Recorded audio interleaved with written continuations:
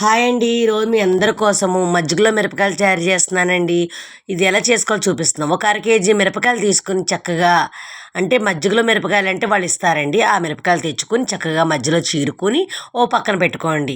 ఇప్పుడు ఒక అర లీటర్ మజ్జిగ పెరుగు ప్యాకెట్ తెచ్చుకొని వాటిని కూడా చక్కగా మజ్జిగలా చేసుకుని అందులో సరిపడిన సాల్ట్, సరిపడిన పసుపు, ఒక అర నిమ్మకాయ బద్ద వేసుకుని చక్కగా పిండుకుని మనం ఏదైతే ఈ మిరపకాయలు కోసి ఉంచుకున్నామో ఒక డబ్బాలా వేసుకున్నామో అందులోకి ఈ మజ్జిగ అంతా వేసేయాలి.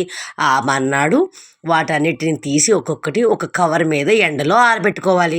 ఇలా ఆరబెట్టుకున్న తర్వాత సాయంత్రం వచ్చి మళ్ళీ వాటిని మజ్జిగని కూడా తెచ్చి రెండిట్లో కలిపి మళ్ళీ వేసేసుకోవాలి. చూసారు కదండి, ఈ రెండు అలా వేసేసుకోవాలి. మళ్ళీ మర్నాడు మళ్ళీ తీసి మూత తీసి మళ్ళీ వాటన్నిటిని మళ్ళీ కవర్ మీద మళ్ళీ ఆరబెట్టుకోవాలండి. ఇలా ఆరబెట్టుకున్న తర్వాత రెండు కలిపి ఆరబెట్టుకున్న తర్వాత మళ్ళీ సాయంత్రం తెచ్చి మళ్ళీ ఇందులోకి వేసారు. చూసారు కదా, ఇప్పుడు మజ్జిగ అంతా చక్కగా ఈ మిరపకాయలన్నీ లాగేసినాయి. ఇప్పుడు మనకి చక్కగా లోపలంతా కారం ఘాటు అన్నీ పోయి చక్కగా మిరపకాయలు తయారైనాయి.